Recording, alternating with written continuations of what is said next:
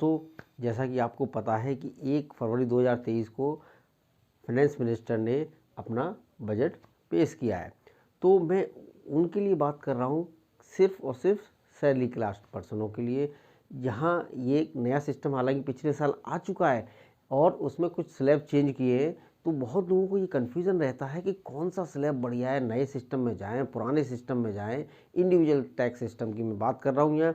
तो दोस्तों, जिनको पता है बहुत अच्छी बात है, लेकिन जिनको नहीं पता है कि हम रिटर्न किस में भरें, नए सिस्टम में भरें या पुराने सिस्टम में जाएं, किस में हमें फ़ायदा है, किस में टैक्स कैलकुलेशन कैसे होती है, तो दोस्तों मैं वही इन्फॉर्मेशन आपके लिए लेके आया हूँ और बहुत ही इंटरेस्टिंग इन्फॉर्मेशन और जानकारी मिलने वाली है आपका। मुझे उम्मीद है कि 100% कन्फ्यूज़न दूर हो जाएगा इसको लेकर कि नया सिस्टम अच्छा है कि पुराना। तो अंत तक बने रहिए इस वीडियो में। अगर इस चैनल पर नए हैं तो प्लीज़ सब्सक्राइब करना मत भूलिएगा। दोस्तों, मैं हूँ प्रवीण गुप्ता।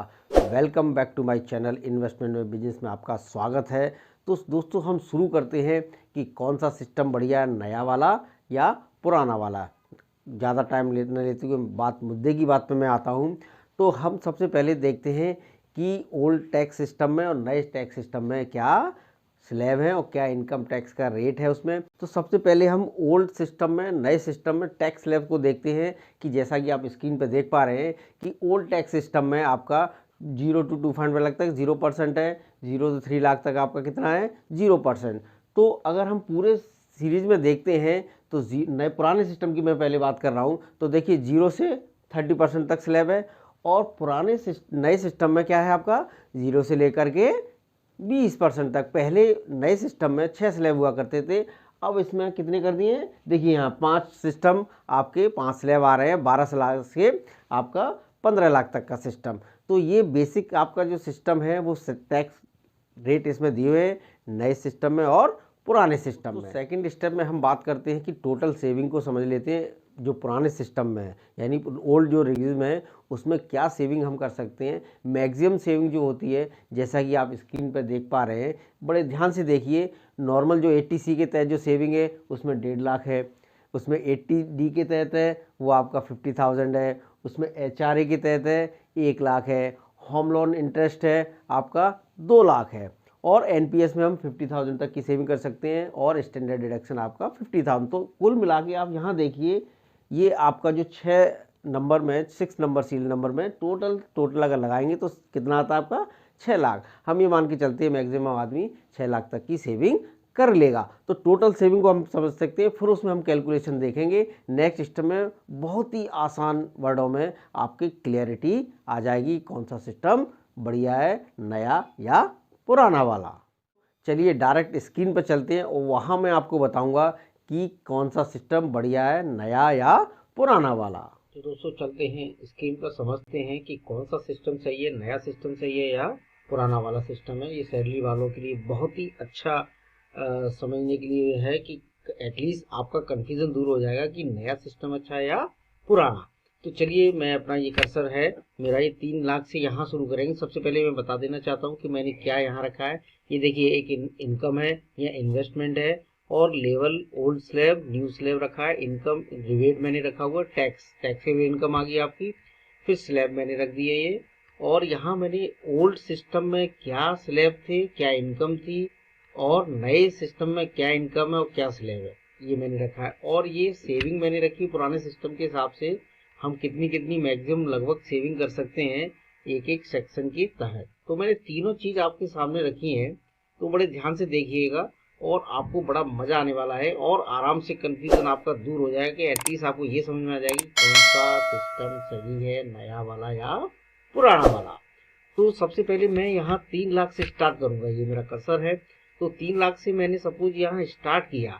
आप देखिए, सिर्फ आपको समझना है। तो ये देखिए 3 लाख से मैंने स्टार्ट किया। तो स्टार्ट करने के बाद यहाँ देखिए दोनों में इनकम टैक्स 0 आपको दिखाई दे रहा है, इसमें 0 है और इसमें भी 0 है। यहाँ मैं मान के चल रहा हूँ अभी कोई सेविंग नहीं कर रहा है किसी भी में, क्योंकि नए सिस्टम में कोई सेविंग का महत्व नहीं है, लेकिन पुराने सिस्टम में सेविंग इसलिए की जाती है क्योंकि आपको कुछ सेक्शनों के तहत छूट मिलती है। तो यहाँ मैं 4 लाख कर देता हूँ, ये मैंने कर दिया आपका 4 लाख। तो देखिए 4 लाख करने के बाद दोनों सिस्टम में आपका इनकम टैक्स जो बन रहा है वो 0 बन रहा है। नए स्लैब में भी और पुराने स्लैब में भी कोई से इनकम टैक्स दोनों में 0 अब मैं यहाँ करता हूँ सपोज 5 लाख, ये मैंने कर दिया 5 लाख। तो क्योंकि 5 लाख तक दोनों में आपका जो स्लैब के अनुसार, रिबेट के अनुसार, स्टैंडर्ड डिडक्शन के अनुसार आपका टैक्स दोनों में 0 बनेगा, क्योंकि यहाँ भी छूट है उतनी 50,000 का डिडक्शन नए उसमें सिस्टम में तो है ही है और पुराने में भी है। तो ये देखिए 5 लाख तक दोनों केस में कोई भी टैक्स नहीं देना है आपको, अगर आपकी सैलरी 5 लाख तक है। ठीक है, अब हम बढ़ते हैं आगे। मैं यहाँ करता हूँ 6 लाख, मैंने कर दिया यहाँ 6 लाख। अब देखिए 6 लाख में यहाँ देखिए अब थोड़ा सा चेंज हुआ, क्योंकि यहाँ 33,800 रुपये बन गया स्लैब वाइज। यहाँ मैंने 6 लाख रख दिया, टैक्स इनकम 6 लाख होगी। मैं ये मान के चल रहा हूँ अभी कोई सेविंग नहीं है, फिर बताऊंगा आगे। टैक्स स्लैब के अनुसार 12,500 आपके पुराने टैक्स सिस्टम में, और 20% में ये लग गया और 1300 टैक्स। तो कुल मिला के 33,800 का टैक्स आपका बना। अब यहाँ पुराने टैक्स में 0 लग रहा है, तो यहाँ आपको अच्छा लग रहा है यार नया सिस्टम बढ़िया 6 लाख पर। अगर मैं सपोज ये कहता हूँ यहाँ कोई 1 लाख की कोई सेविंग करता है, ये देखिए जैसे ही मैंने 1 लाख यहाँ पुटअप किया, मान लीजिए उन्हें LIC ले रखी है, होम लोन प्रिंसिपल है, कुछ भी हो सकता है वो, टोटल इनमें से 1 2 3 4 5 6 यानी कि टोटल 6 लाख है। इसमें से कोई भी अगर वो सेविंग करता है, मेरा कर्सर ध्यान से देखिएगा, तो वहाँ अगर मैं सपोज कहता हूँ 6 लाख में उसने 1 लाख की सेविंग कर ली, बच्चों की ट्यूशन फीस है, कुछ भी हो सकता है, वो मेडिकल इंश्योरेंस भी हो सकता है, होम लोन इंटरेस्ट भी, तो यहाँ दोनों केस में आपका 0 हो जाएगा। तो यानी कि यहाँ आपको ये फायदा लग रहा होगा मैं सेविंग करूंगा तो यहाँ मुझे तब मेरा 0 हो या बिना सेविंग के। लेकिन आगे देखिए दोस्तों बहुत ही मजेदार होने वाला है। अब मैं यहाँ करता हूँ 7 लाख, ये मैंने किया 7 लाख, और तो देखिए यहाँ 0 टैक्स बना 7 लाख पर, या 33,000, और यहाँ कोई मान लीजिए 1,50,000 की कोई सेविंग कर लेता है, तो यहाँ आपको टैक्स देना पड़ेगा। अगर ज़्यादा सेविंग कर लेता है, सपोज 1 लाख, अगर उसको 2 लाख की कोई सेविंग करता है, तो इस केस में आपका टैक्सेशन यानी कि TDS इनकम टैक्स आपका 0 हो जाएगा। अगर 1.5 लाख की वो करता है, सपोज मैं पहले एक ओल्ड केस की बात कर रहा हूँ, तो उसका टैक्स बनेगा, लेकिन नए केस में कोई टैक्स नहीं, यानी कि नए सिस्टम में कोई टैक्स नहीं बनेगा। अब यहाँ मैं 8 लाख करता हूँ, देखिएगा दोस्तों मैंने यहाँ 8 लाख किया, और यहाँ मैंने कोई कहता है 2 लाख की मैंने सेविंग कर ली कैसे भी, तो देखिए लगभग जो डिफरेंस आएगा 2,600 रुपये का डिफरेंस आएगा। यहाँ आप देख रहे हैं इस स्लैब में 2,000 का डिफरेंस आपका ये आएगा, तो ये आप देख सकते हो इसको, तो यहाँ 2,600 का डिफरेंस ये आपका आ गया। तो यहाँ आप ये कह सकते हो कि ठीक है अभी कोई ऐसा देख, या अगर यहाँ कोई 2.5 लाख की सेविंग कर लेता है, ये देखिए यहाँ अगर कोई 2.5 लाख की सेविंग कर लेता है, तो दोस्तों यहाँ आपको फायदा होगा, नए सिस्टम में कोई फायदा नहीं होगा। अब मैं यहाँ डालता हूँ 9 लाख, मैंने 9 लाख पुटअप किया, सेविंग मैंने वही रखी, तब भी आपका 2600 का। यहाँ कोई 3 लाख की सेविंग कर लेता है, तो देखिए आपको यहाँ फायदा होना शुरू हो जाएगा दोस्तों, यहीं से कहानी चेंज होती है। अब क्योंकि ये दूसरे सिस्टम में आपकी कोई सेविंग नहीं है, यहाँ आपको सेविंग है, आपका पैसा है, तो आप यहाँ अंतर देख सकते हैं। यहाँ मैं 10 लाख पुटअप करता हूँ, ये मैंने यहाँ 10 लाख पुटअप कर लिया, और 3 लाख में कहता हूँ कोई 3.5 लाख की कोई सेविंग करता है यहाँ, तो देखिए 44,000 54,000, यानी कि 10,000 का आपको फायदा यहाँ भी हो रहा है।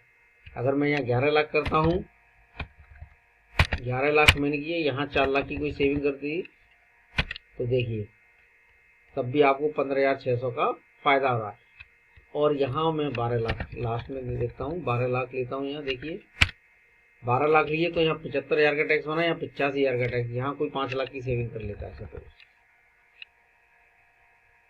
तो देखिए दोस्तों आपको फायदा 31,200 का फायदा हो रहा है। यहाँ मैं डायरेक्ट आप 15 लाख डालता हूँ, चलिए दोनों केस में हम 15-15 लाख रुपए लेते हैं, और यहाँ मैं कोई 6 लाख की सेविंग डालता हूँ, तो देखिए तो आपका जो 6 लाख ये मैंने यहाँ पुटअप किया, तो देखिए दोस्तों कितना बड़ा अंतर आपको दिखाई दे रहा है कि 96,200 टैक्स बनना, 1,45,000 टैक्स बनना, लेकिन यहाँ आपकी सेविंग भी है, ये देखिए।